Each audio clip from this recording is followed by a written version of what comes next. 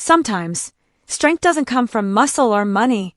It comes from the kind of pain that never ends, yet you keep moving anyway. This is the story of a mother who carried her entire world on 4 wheels through highways, storms, and tears. A woman the world called Lingbao, but her son once called Mom. She was only 1.55 meters tall, yet she drove a 9-meter truck across China. Every night she fought sleep, loneliness, and exhaustion on the endless road. Her hands were rough, her back hurt constantly, but she never complained. Because for her, every mile meant food on the table and hope for tomorrow. In the small, pink-decorated cabin of her truck sat a few stuffed toys, soft reminders of the little girl who still lived inside the woman who had survived too much. Before every trip, she wiped the steering wheel like a ritual. To everyone else, it was just a vehicle. To her, it was life itself, the only thing that never betrayed her. Years earlier, life had been cruel. She was sold into marriage for 7,000 yuan, barely enough to buy a cheap phone today. Her husband was a drunk who turned every night into fear. She worked the fields at dawn, ate rice soaked in water, and learned that crying never helped. Every time she tried to escape, her own family dragged her back. They told her to endure, to be a good wife. But one day, beaten and broken, she decided to run, and this time, she never turned back. She left her home, her marriage, and her little boy behind. That decision haunted her more than any bruise ever could. Every night, when she parked her truck, she thought of a son she couldn't hold. She sent money home whenever she could, but she knew that money could never replace love. Years passed. Her life became a highway of survival, miles and miles of silence, loneliness, and faint radio songs keeping her company. She learned to sing when the night felt too heavy, to talk to the stars when no one else would listen. And just when she thought her heart had turned to stone, she met Fei, another truck driver, another lost soul. They met online while searching for jobs. 2 people who understood the weight of wheels and the sound of diesel engines soon found comfort in each other. Within 2 months, they were married. Their wedding convoy wasn't made of limousines or flowers. It was a line of trucks honking proudly down the road.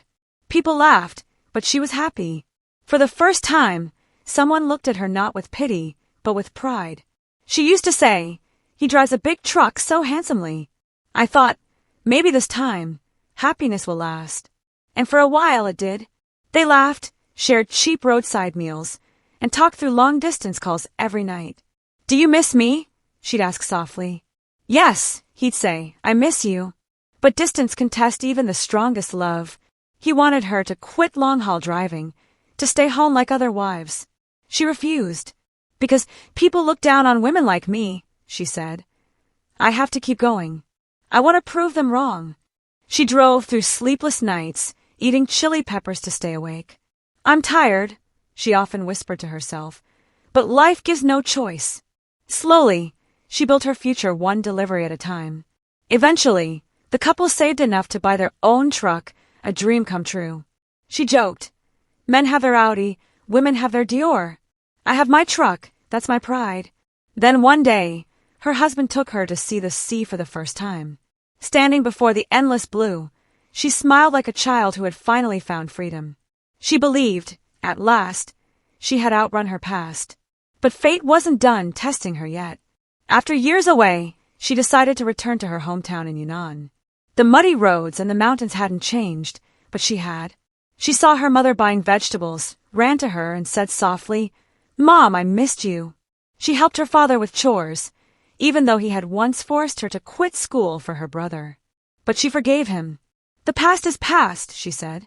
"They're still my parents. Hate doesn't feed the soul." Then came the day that would break her heart once again, the day she saw her son. She stood outside his classroom, watching him through the window. He had grown taller, quieter, colder. Her hands trembled. When their eyes met, time froze.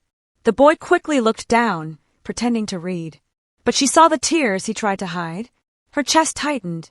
She turned away, crouched in the hallway, and cried, the kind of cry that comes from years of holding it in. Her phone rang.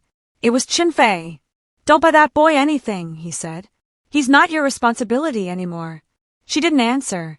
She just sighed, hung up, and bought her son a smartwatch so they could talk again, even if the world said they shouldn't.